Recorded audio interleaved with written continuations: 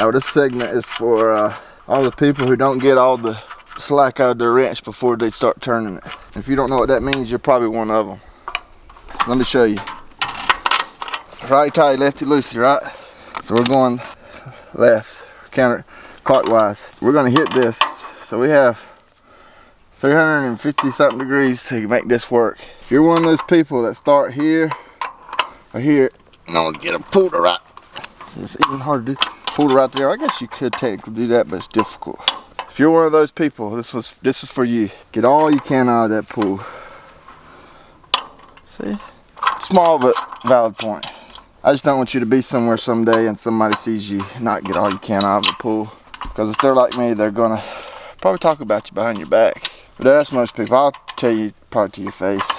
That's the way I was raised. Worked with my dad after I graduated from holding the flashlight. I got promoted to running the wrench. I don't know what it is about having your dad watching you run a wrench, but you always turn it backwards and you never get the slack out of it. Maybe it's just because the anxiety associated with that. Trying to perform.